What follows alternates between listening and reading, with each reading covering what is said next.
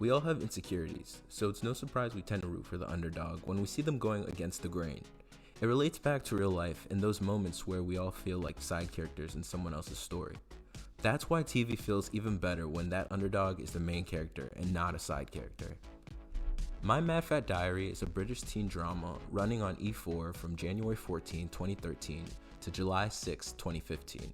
The television show is an adaptation of writer Rae Earl's 2007 memoir, My Mad Fat Diary. Her memoir depicts her experience as a 17-year-old girl struggling with mental illness when she was newly released from a psych ward. The themes and characters from the novel are similar to the show, but creative liberties were taken in many ways, such as advancing the show's time period from 1989 to 1996, and adding new characters like Finn and Kester. Writer Rae Earl noted about the show and how it relates to the book in a November 2013 interview with My Mad Fat Diary screenwriter Tom Bidwell, stating, "They exist as two separate things as far as I'm concerned, that, are interlinked with each other. Yeah, I was fine with you taking the essence of me then because that's not me now. That character doesn't exist anymore, and that's why I'm so completely happy to put her out there." The show was mainly written by Tom Bidwell, but during season 2, Laura Neal co-wrote episode 3 with Bidwell. And as for season 3, George Kay was the sole writer of those 3 episodes. In a February 2013 interview with Nicola Doherty, Bidwell mentions appreciating the ability to recreate the story in an open way that stays true to Rae Earl's experience, divulging, "We were all very eager to explore the dark/real aspects of teenage life, and I really think that's what drew everyone at the channel towards the project too. We felt like we were looking at something very important, not just for teenagers, but for everyone who ever felt lost. The invention of her therapist Kester allowed me to not just try and get inside the head of a teenage girl, but to also psychoanalyze her." The show starts out with Rae, a 16-year-old girl from Lincolnshire, England, who was newly released from the psych ward as she struggles to navigate the society she lives in and her relationships with those that know her best. Shout out to Sharon Rooney, with this being her debut acting role and a really amazing and challenging feat playing the lead in this series. So props to her for killing it as Rae. I'm not ready. Where are you? Outside. I'm freaking out. I'm having a freak out. Just count to 10. I don't think I'm strong enough to make it on my own. You're not on your own. You've got your mum and all your friends. My mum's a nightmare, and I haven't got any friends. You're my friend. The pips are going. What if something really bad happens? What if I have a proper freak out? What then? Just count to 10. Yeah, but...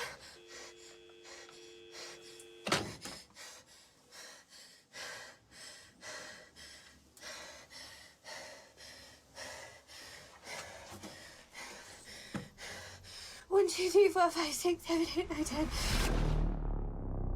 She actually had to put on an accent the whole time while filming because her real accent sounds like this. Hi, I'm Sharon from E4's My Mad Fat Diary. Rae is an insecure, yet friendly and outgoing teenage girl. She's extremely personable, but she generally keeps to herself. When she feels close enough to others, she can open up and be authentic in her interests, which happen to include listening to bands, cracking jokes with her friends. Rae has trouble dealing with self-esteem and self-control, which causes her to have anxiety and similar issues. Despite Rae being one of the better adjusted kids from the psych ward, as she comes across confident, which is why they let her out, she still struggles immensely with her daily routines, habits, and social interactions. It's Chloe, who's like my oldest friend. We kind of grew apart over the last year.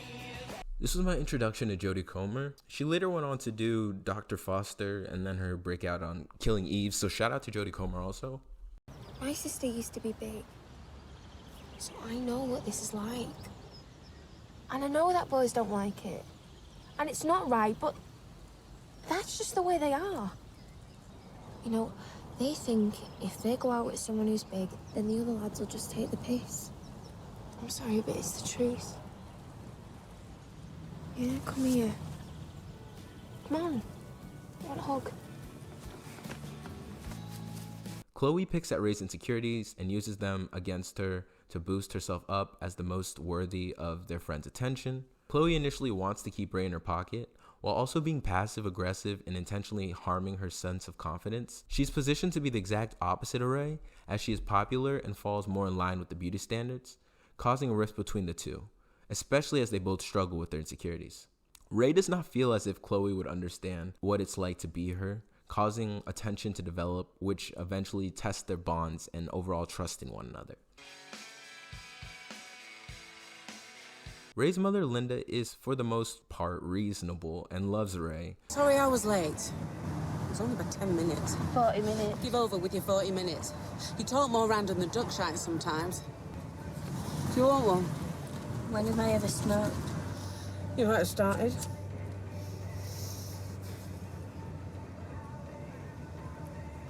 There's some blue ribbons in the glove box. But like many parents of teenagers, she is caught up in her own life, which makes it so she and Rae have trouble maintaining their connection. Linda also has a new boyfriend, Karim, who makes her happy but causes Rae to be more distant from her mom. While Chloe sees Rae for who she has been, Linda, as her mother, sees Rae for exactly who she is at every moment.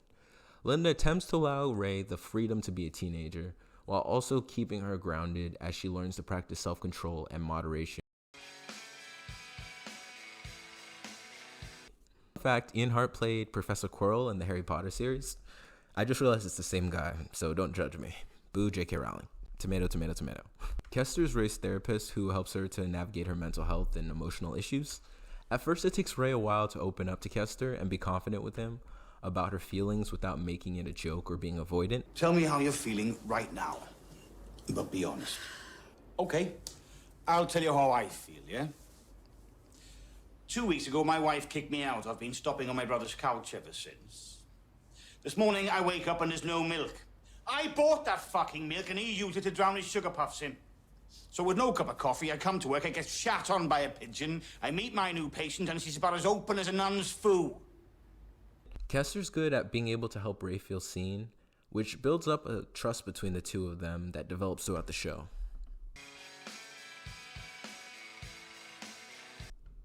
Out of all the relationships she has, Rae's relationship with Tix is probably the most underappreciated. She is Rae's best friend in the mental hospital. Tix is severely mentally ill and cannot seem to get better for her own good. Tix looks up to Rae and wants to be just like her, but with Rae dealing with her own mental illnesses, she does not fully appreciate or understand the importance of it. I don't like it out there. No! You don't like it anyway because you don't like yourself! You better start doing. Because I've been trying to be more like you for months. And if there's no hope for you, then what hope is there for me? What if something bad happened? Something really bad. I tried counting to 10 and it didn't work. Then you put on your Rae armor and you charge at it. Promise me you won't come back. Unlike Chloe, Tix can only see the good in Rae and hates that Rae cannot see herself as Tix sees her. Tix reminds Rae of who she can be in the future, while Chloe only reminds Rae of who she has been in the past. There are a few more really important characters, but to explain the relevance would be getting ahead, so we'll just list them for now. Then there's Izzy. She's so cute. Chop, rating, slice. Finn's a bit of a grumpy sod. He's such an epic slice. And finally, Archie. Ultimate slice. Pleased to meet you. Why were you in the boot? Please take your hand off mine.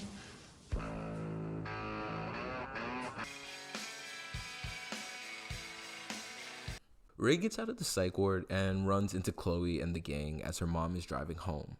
Instead of telling Chloe where Rae was, Linda tells her she was in France on vacation, so Chloe has no idea what Rae's going through. Rae wants to fit into Chloe's new friend group, but she doesn't feel like they'll like her. Chloe insinuates that the group is exclusive and even warns Rae that she might not be able to fit in. And instead of making sure Rae feels comfortable and that her new friends are nice to Rae, Chloe pretty much keeps Rae at a distance so that she doesn't feel totally included. Chloe would rather Rae feel grateful for even being invited than to actually make her feel welcome. Rae has to make her own place in the group and find a way to connect to the others. Instead of pretending to be someone she's not, Rae genuinely tries her best to build her friendships naturally.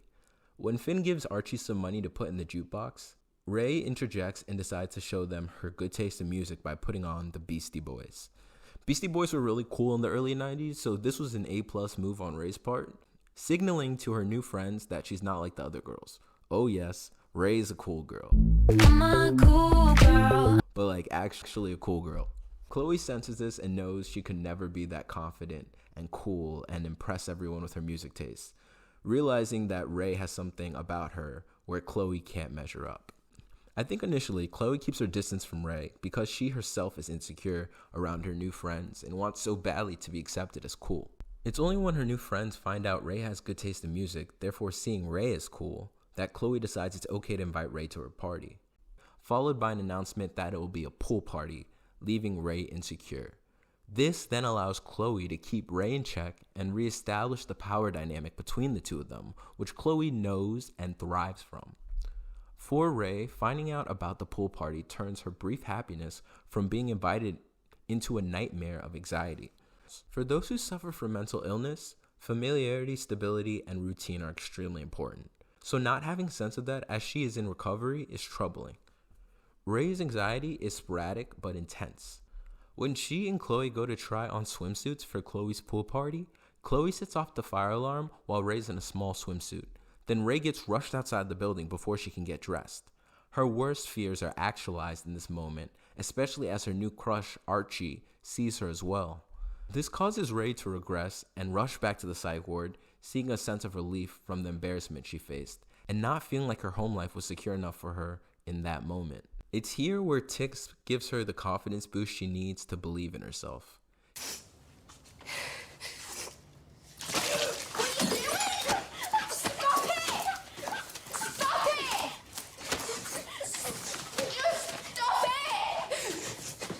Rae casually lives between these two worlds, her regular life and the mental hospital. It creates this juxtaposition and splits Rae into these two different people. One who is insecure and mentally ill, and the other who is cool, calm, and confident. The mental hospital almost acts like a training ground for the real world and allows Rae to completely unencumber herself without feeling judged or lesser than. When it's time for Chloe's pool party, Rae finds the courage to go. When she enters, Archie mentions that he also feels insecure and shows Rae his back acne. Rae finds it funny and gives Archie good advice.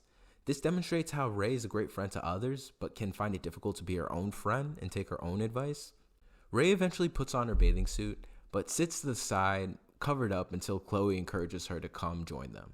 It may seem like Chloe's trying to be a good friend, but she is really just trying to save her own ass and stop Rae from being seen as weird and aloof. You're not going to make friends if you're sitting on the sidelines all the time. Are people talking about that? It might be. Look, you don't want people thinking you're weird, do you? Like, you don't want people thinking you're not normal. Just come in. Since Rae is Chloe's old friend, so it looks bad on her too. Rae embraces the moment and tries to go down the slide, but gets stuck due to her size. While internally on the brink of having a complete panic attack, Rae somehow manages to use her humor to acknowledge the awkward situation and embrace it instead of running from it. Chop, Yes, my dear? come and use those big sponge bin buildings to prize my fat butt out this slide. Not a problem, Rae. It feels sincere and almost effortless to the point where her friends all feel comfortable enough to laugh and let it go because Rae didn't make a huge deal about it. We also see Rae wearing a bathing suit in front of everyone, despite her self-harm scars on her thighs. This really pinpoints how, as humans, it's hard to not think your issues are the biggest deal in the world. Rae really navigates the situation well and can then enjoy herself and her time with her friends, reminding us that life is just a bunch of shit happening, and it's really our reactions to it all that truly defines us. However, right as Rae is beginning to feel comfortable with her new friends, Chloe finds her bracelet from the mental hospital, and now Rae's secret is at risk. Fortunately for Rae, Chloe's too concerned about her own life to spend time worrying about Rae's. She even makes it a point to continuously belittle and slight Rae with her comments to make Rae feel lesser than. I've got an idea. Why don't we all talk about our best sexual and romantic experiences? Great, I'll go first. No, Rae. Rae, you go first.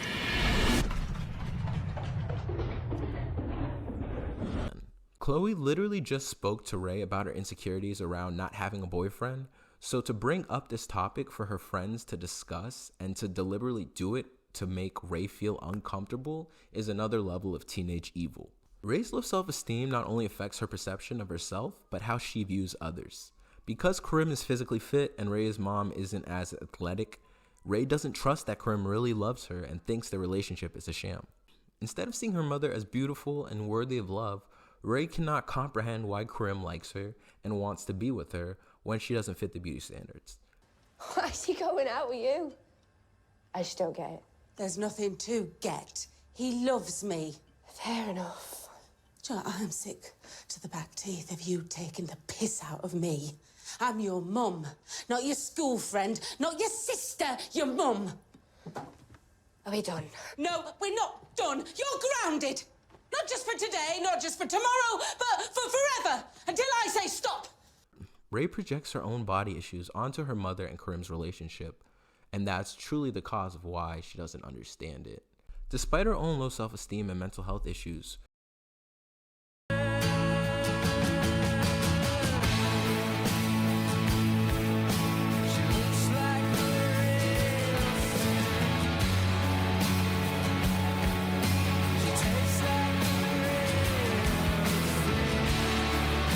Rae continues to help those around her with their own problems.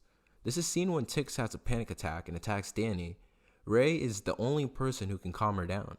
Even when Archie, her crush, asks her out, Rae is in shock that someone like him could want to touch someone like her, and she begins to try to lose weight out of the fear that he won't like her body.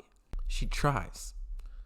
When Archie and Rae kiss, Rae is smitten about her new relationship and can't help but tell her friends. This is the first time a boy has shown interest in Rae, so like most teenagers with a crush, she tries her best to impress him despite Archie liking Rae for who she is. Chloe and Izzy decide that Rae needs a makeover, despite Rae not really wanting one, but feeling insecure enough to let them talk her into it. Chloe is interesting because despite genuinely trying to sabotage Rae and make her life difficult in passive-aggressive ways, there are moments where Rae's old childhood friend resurfaces and shows actual compassion for Rae. Chloe notably does this when she comforts Rae after seeing her self-harm scars on her leg, which Rae lies about and says she was in an accident. Why didn't you tell me? Hey, come here.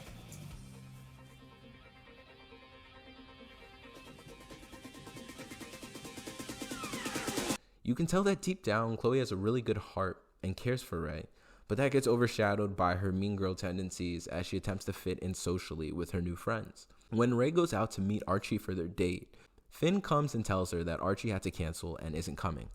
Not only is Rae upset, but she's embarrassed as her friends and randomly Kester watch as she is stood up. Rae feels pain inside, so to combat it, she tries to match the pain on the outside to distract herself from her inner feelings. Instead of continuing to take the pain out on herself, Finn apologizes to Rae and tells her that she should tell Archie off for what he did to her. This validates Rae's feelings and causes her to rush over to Archie's job in a fury, on a mission to hurt him like he hurt her. Things go unexpectedly as Rae catches Archie peeping in on the men's locker room and realizes that he is gay. Rae is so insecure that she internalizes it and thinks that she made Archie gay because of her appearance. Stop, look at me. Just stop a second. Knew it! Right. I knew you couldn't possibly like me. How could you do this to me? Why not just leave me alone in the first place? I know that I'm ugly, and I know that boys don't like me, so why? Why make me think that you did? Did I make you gay? No, of course not. Was it me? Just wait. She soon manages to actually sit down with Archie and listen to him, accepting his apology and who he is. We can see her once again that Rae's the type of friend that is good at giving out advice, but not good at taking her own advice. Why don't you just be brave and tell people? Then you'd be free to be yourself. You wouldn't have to worry all the time. It's a pattern, y'all. She tells Archie to be brave and just be himself while she struggles to do the same. In the end, Archie's confession does give Rae her confidence back. This causes Rae to feel good about herself again, to where she's able to start to recognize her own beauty and self-worth. Because Finn helped pull Rae out of her funk and back to her normal self, as Rae navigates her own self-pleasure, she realizes she is actually very much attracted to Finn. Once Rae is able to feel more comfortable amongst her group of friends and feel validated in her bonds with them, she begins to be herself and be more relaxed around them.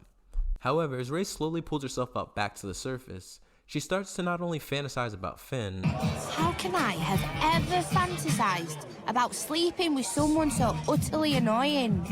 Yeah, he was stunning, with an ass that I just wanted to bite into like a violent dog. But he was so big-headed, so miserable, so self... Stop staring at me, it freaks me out. I'm not staring at you. But the other men she comes across that she has crushes on. Rae,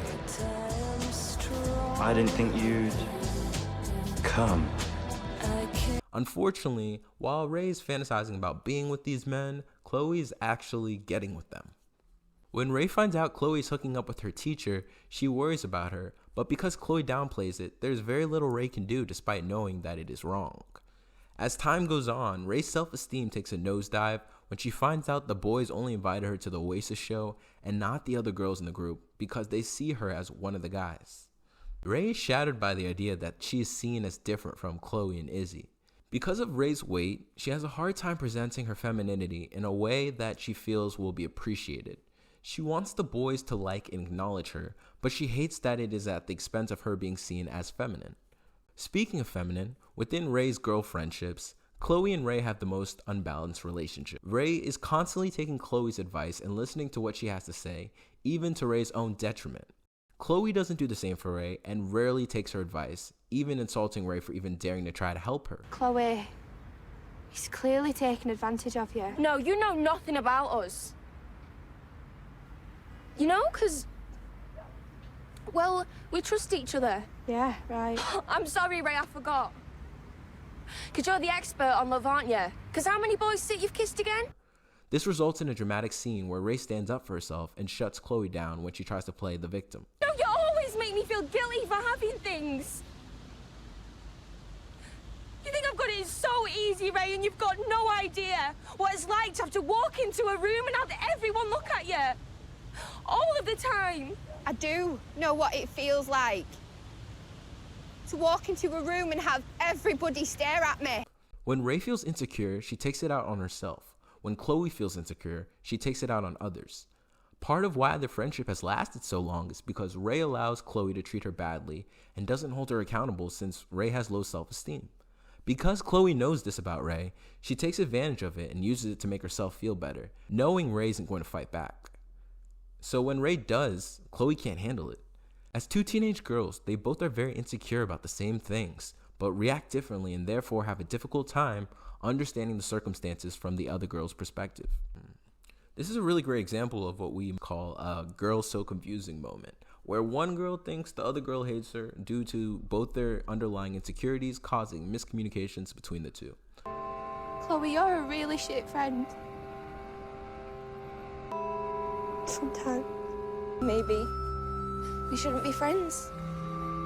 When Rae calls Chloe a bad friend, instead of Chloe trying to figure out how to fix their friendship, she assumes Rae doesn't want to be her friend anymore and ends their friendship. When Rae goes to see Kester and starts to process her relationship with Chloe, she claims they are friends because they have known each other for so long, not because they actually like each other.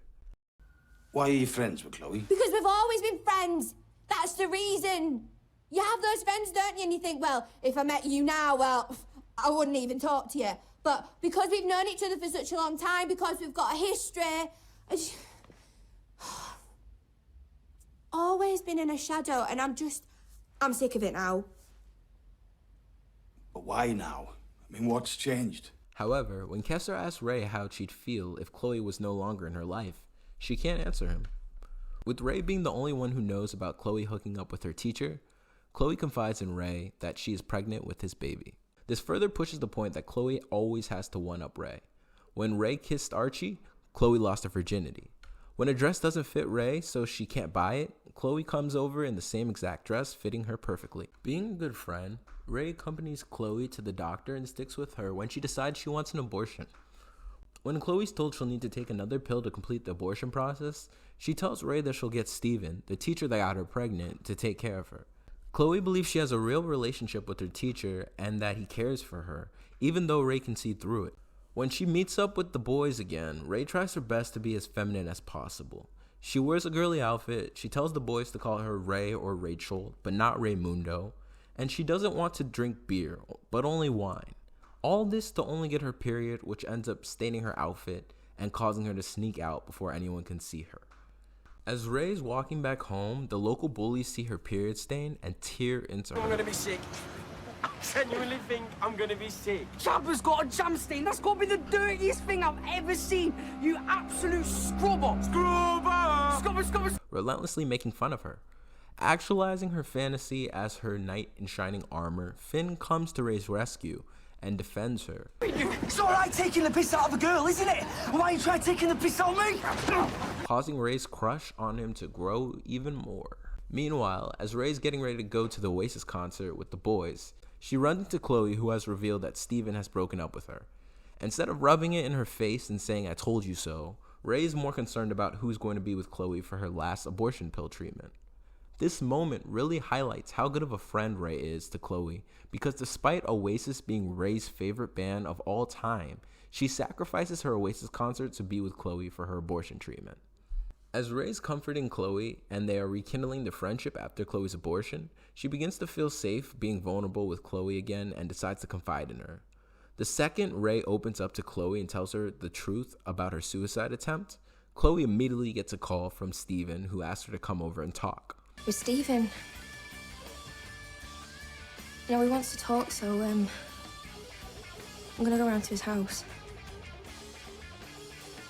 Then? You know, I need to go. We'll talk about this when I get back, I promise. But Chloe, Rae, I really need to know what he's got to say. Can you stay here so my parents don't think I'm in? What? Look, Rae, please, I'll be as quick as I can. Rae is then quickly left behind by Chloe, who promises to be back in half an hour. But as Rae sits around and waits for hours, Chloe is not as quick to return. Looking at the situation critically, but through the respective perspectives of both parties, Rae is abandoned by Chloe after she just told her the biggest secret she has. Because of that, Rae then internalizes this as rejection and abandonment, which fuels her cycle of self-hate as she tries to stay in touch with her outer reality while anxiously spiraling in her head. Chloe, on the other hand, is a much different story.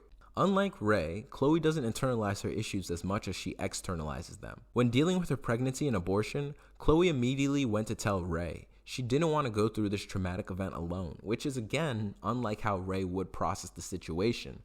So when Steven calls Chloe, she feels she has to speak to him to calm her own insecurities and anxieties, and without doing so, she wouldn't be able to fully process what she just went through. Getting an abortion as a teenage girl is hard enough. Adding the fact that it was her teacher's baby, who she had feelings for, makes it just a tad bit more messy. However, because Chloe's so focused on her own life, she neglects Rae's feelings and doesn't appreciate what Rae has done for her in that moment and how big of a step she took by revealing what happened to her. Chloe isn't wrong for feeling how she feels and reacting how she reacts, especially with such a fucked up situation, but Rae isn't wrong for feeling how she feels either. Yes, Chloe should have been more sensitive, but they're still both teenagers learning to cope with big emotions and adult trauma for the first time, so to expect them to be perfect isn't fair to anyone. Rae and Chloe eventually meet up, and Chloe apologizes to Rae, then stays and listens to Rae's secret. Chloe is supportive and caring when Rae finally opens up to her. I'd be at school in the day. I'd come back, my tea would be in the oven with a note. I didn't see her for 3 or 4 days. It was too quiet. Time to think about things. It's like my mind started screaming. Getting into weird patterns, weird repetitions. Just random bad thoughts. It's getting better. You sure? Yeah. Yeah, I am.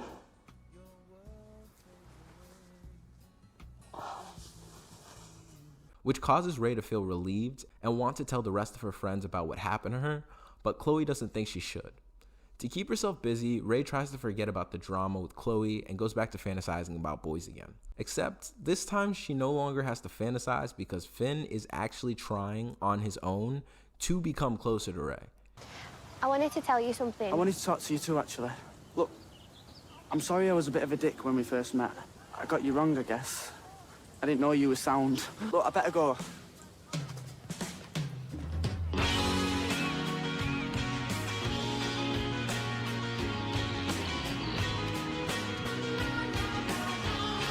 Rae then tries to figure out how to move from the friend zone with Finn into the romantic zone. Which area do you want to end up in? Tix. She wants to be in the romantic zone. Correct, Tix. She wants to be in the romantic zone. But at the moment, Rae, you are heading over here. But we hugged. Exactly. Now, that's exactly my point. Now, who do you ever hug, Your gran, your mum, your mates, a.k.a. people who you have no romantic interest in whatsoever. So go on, then. How do I make it to the romantic zone? Well, first off, as a general rule, no hugging, okay? No hugging. Then all you have to do is act like you don't like him. Treat him mean to keep him keen. This causes Rae to act distant, creating tension between her and Finn. She won't even let him hug her anymore. While Rae's trying to get a man, her mom is trying to keep one, as she and Krim have to get out of town for a couple of days because a neighbor has been getting suspicious about Krim being there, and they're nervous about immigration coming around. Right before this happens, Rae's mom gives her a letter from her father, who's been absent in Rae's life, but always sends her these postcards from all over the place. This has been happening since she was little, so Rae never questioned it. Rae ends up snooping in her mom's room while she is away and finds a stack of postcards along with a book of the quotes containing the exact quotes her dad would send her. She soon realizes her mom has been sending the cards the entire time. Once Rae finds out her mom has been lying to her, her respect for her goes out the window, and Rae decides to rebel and throw a party against her mom's wishes. No parties. I'm not talking any old party. I'm talking a sexy party. What's a sexy party? It's exactly the same as a normal party, but everyone brings sleeping bags and no one asks any questions in the morning. Oh, so it's basically like a sleepover, yeah? Can I borrow a duvet, Rae? Because I haven't got a sleeping bag. Oh, no, because we're not having a party. Chop. All right, Rae. So how do you host a sexy party? When Rae tells Chloe she wants to confess her secret to the group when they come to her house for the party, Chloe tells her not to in fear that they won't understand and will treat her differently. Rae says she doesn't care and still wants to tell them, but she chickens out and goes against her gut. After what happened to Rae, you can see that she has a hard time trusting herself and needs validation that she is acting appropriately. Despite being quite independent, Rae also has moments as a teenager where she leans on those deemed more socially competent to guide her in what to do. This is understandable due to her circumstances, but it also shows that Rae isn't ready to be fully separated from her support circles and relies on all her friends to get better. With this logic, it makes sense as to why Rae wants to tell her friends, as they are a crucial part of her healing journey. So by not telling them, she feels like she isn't fully expressing how she feels about them and about herself. When Rae goes to see Kester after her friends show up, she lies and Chloe says she's going to see her uncle instead. Unexpectedly, Rae catches Kester getting into it with the woman outside his car, and when Rae tries to subtly ask him about it, he acts as if it didn't happen. You know you can talk to me about stuff, don't you? What do you mean? I mean, what have you been up to the last few days? Oh, not much. My life isn't as interesting as yours. Has anything happened? Nope, nothing's happened. My life's very dull. So, we can talk about anything as long as it's to do with me. That's just the way it is. I'm sorry, have I missed something here? Just forget it. This makes Rae feel like Kester is untrustworthy and that he's willing to lie to her. Granted, Kester is her therapist and shouldn't be discussing his personal issues with Rae, but she's 16 and just gets mad. Once Rae gets home, there's a full partying effect and she's not prepared for it at all. And to top it off, Danny snuck out of the mental hospital and crashed the party. This is a nightmare for Rae as it creates a collision between her two separate worlds. Danny covers for her and tells her friends that they used to date and that Ray's a great lover. Like I said, even though we bought a 2-day pass to Alton Towers, we didn't really want to leave the hotel room. I've still never been on a corkscrew. Ray, that is so wild. Good times. Danny's honestly my favorite character. As the party is occurring, Ray's just trying to protect her house from being trashed. Is this where the party is? Is there going to be a problem here? Yeah, there is going to be a problem. What are you going to do about it? You're not welcome. Listen, I told my brother about Finn last week, and he said if any of you touch me again, he's going to knock you out. Yeah, well, you're not coming in. Jug on, you big bunch of fannies! You fucking stupid! Fuck off!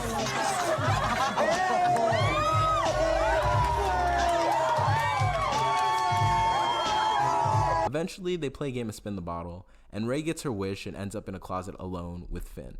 But instead of kissing her, Finn wants to know why Rae has been cold to him. Rae then miscommunicates her feelings to Finn when she tells him that she doesn't want to be his friend. 30 seconds left, lovebirds! It's not as simple as that, is it? It is as simple as that, Rae. Either we're friends, or we're not friends. Maybe I don't want to be your friend. You're what? Maybe I don't want to be your friend. Like, this is why movies and television fuck up our perception of romance as young people and causes us to feel like we have to say some smooth shit like Rae was trying to do instead of just being direct and just saying how we feel. Finn then finds out his grandmother died, which Rae feels bad about and then comforts him, bringing the two of them extremely close together. He even gives her a little cheek kiss goodbye. And of course, right after Finn leaves, Chloe confesses to Rae that she wrote him a secret love letter he received and that she has a crush on him, leaving Rae at odds as to what to do with this new information. Also, Rae's mom and Krim come back and are now married, so there's that. And because Rae's happy about Finn and seeing how much effort her mom put into pretending to be her dad, weird sentence, Rae decides to forgive her and congratulate her on her new marriage instead of bringing up her daddy issues, which is nice of her, but can't last forever. While Rae and Chloe fight over Finn, Tix is going through a more immediate crisis of her own. Her health is in danger, but she refuses to comply with the doctor's orders. I think it's interesting how both Tix and Rae deal with their different levels of anxiety. This reiterates that these girls are dealing with severe mental health issues. Rae can't just lose weight or get a boyfriend to make her problems disappear, because without the proper understanding of her mental health issues, she'll end up right back where she started once things don't go her way again. On a similar note, Tix can't just gain weight to make her problems disappear. The problem isn't the food, it's the trauma and shame that surrounds it due to issues with self-control, obsessive compulsive thoughts, and impulse regulation. Later on, Rae gets mad when her mom tells her she can't go to a rave that she really wants to go to. Along with this, Rae is annoyed at Chloe going after Finn. Rae doesn't feel like she can even say anything because she doesn't think Finn would be interested in someone like her. Her self-esteem is so low, she's willing to let her friend go after the boy she has a crush on, putting up no active resistance. Oh my God, Rae, I kissed him. Who? Finn. You know, I didn't really like him that much. No, I just fancied him because he was so fit. I know I really do like him. Oh, it's so nice when that happens.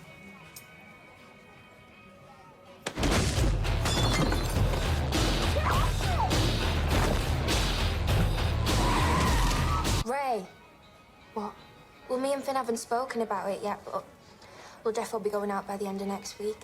And then, well, you know. Rae, I'm talking about sex. Yeah, I get it. It's a really exciting time for you. This causes Rae to act out at her mom and Karim for their happiness while she's upset. Rae then starts to have these impulsive thoughts about setting Karim's new birds free. Then she does it, but the birds end up dying instead of flying free like she expected. After the fallout with her mom and Karim, Rae runs away and stays at Finn's house, going to the rave that her mom told her she couldn't go to. While there, she catches Chloe kissing Finn. Rae also misses a planned dinner date that Kester put together between her and Tix. So with Rae betraying her trust, Tix lost one of the few people she could count on. Tix then ends up collapsing and she is hospitalized. After Tix is hospitalized, Rae goes back home and feels left out as her mom and Karim are celebrating their relationship. She confronts her mom about her dad, but doesn't want to spoil her mom's wedding reception that day, so she drops it again and tries to suppress her feelings again. I started writing those letters when you were 6, Rae. You know, it was a stupid thing to do. I don't know, I guess I thought you might be coming back. Once I started, well, yeah, I didn't know how to stop. Once I started, well, yeah, I didn't know how to stop. Well, yeah, I didn't know how to stop. It's fine. I mean, we'll talk about it later. You've got enough to do.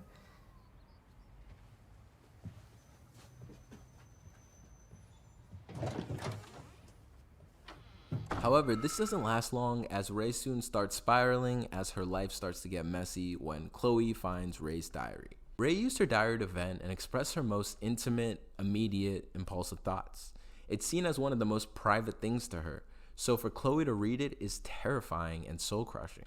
Rae feels like she can't go on after this by stepping into the street and getting hit by a moving car.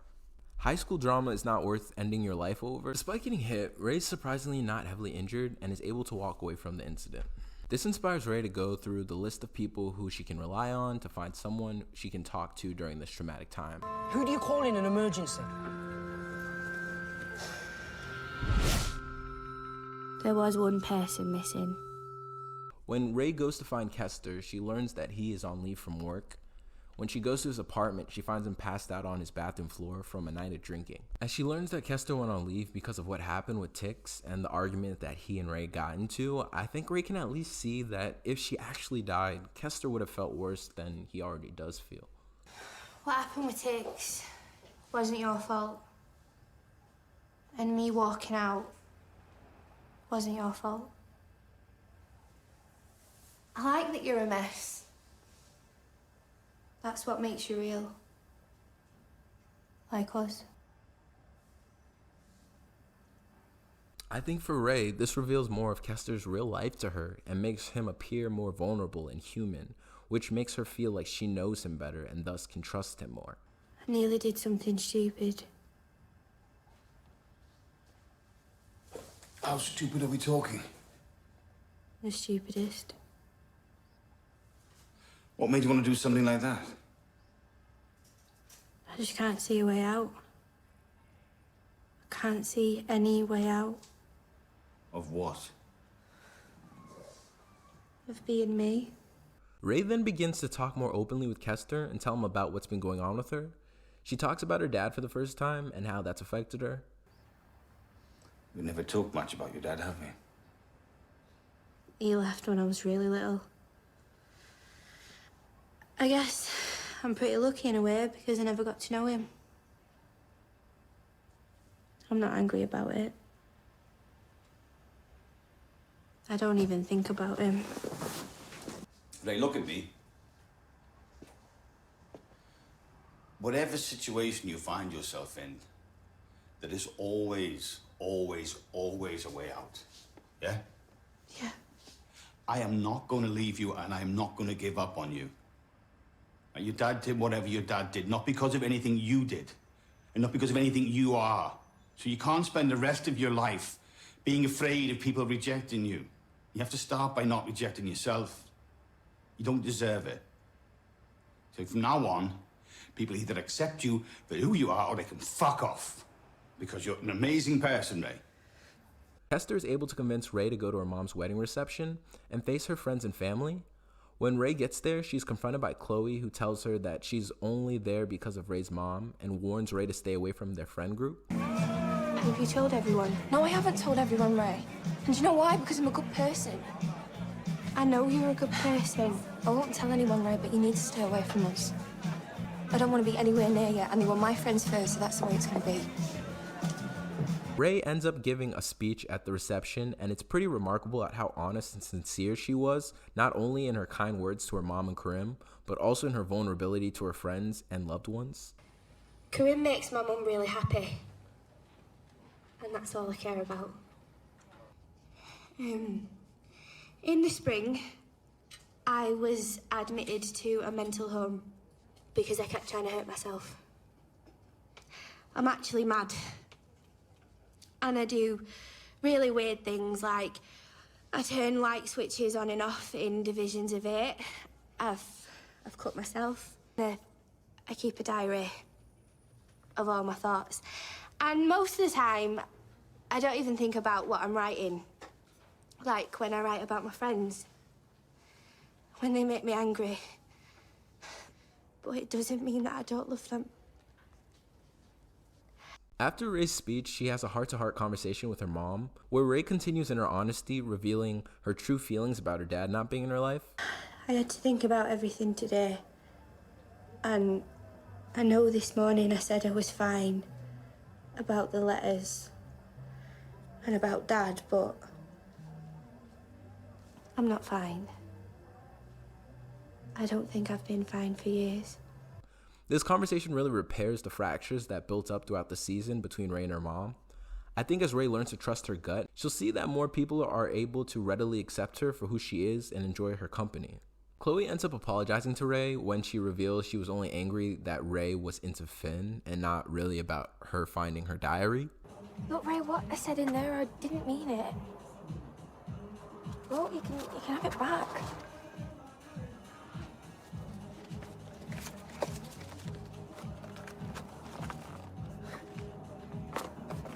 This is what you're angry about? Well, wouldn't you be angry if your best mate said you didn't deserve someone?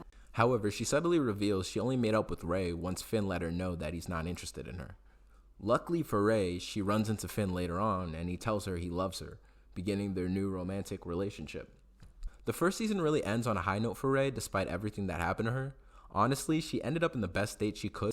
Now, looking back at it, I think the last episode was a little too much. Don't get me wrong, it had some incredible moments and the acting was all around grade A, but the story itself had too many variables it was attempting to resolve, and although resolving most things, it didn't feel as genuine because of how much happened so quickly. The acting was really the highlight of this episode, and I think the cast really plays well off one another, portraying a wide range of emotions in any given scene. The deep dialogue between Rae and the other characters, Rae's speech, and the relatability of it all really leaves an impact on you after you watch it. In a 2013 interview with the British Comedy Guide, Sharon Rooney described her character's journey saying, "I think teenage Rae is one of the bravest people that I've ever come across. She's just a kid and she's got these huge issues and has the worries of the world, when actually she's one of the coolest people there is. She's so cool and funny and bright and bubbly and everyone loves her, but she just can't see it. It's heartbreaking to know that there are people out there who are wonderful people, but because they don't feel like they look normal or are normal, they think there's something wrong with them. Normal's just a stupid word. Nobody's normal. Normal doesn't exist."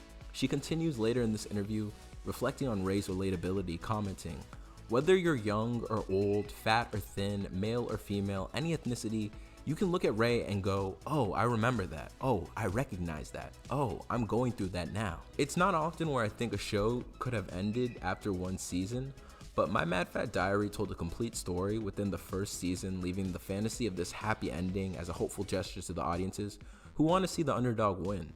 Luckily, the show continues for 2 more seasons, so we can see how this illusion of happiness changes entirely as the characters get older and inevitably change.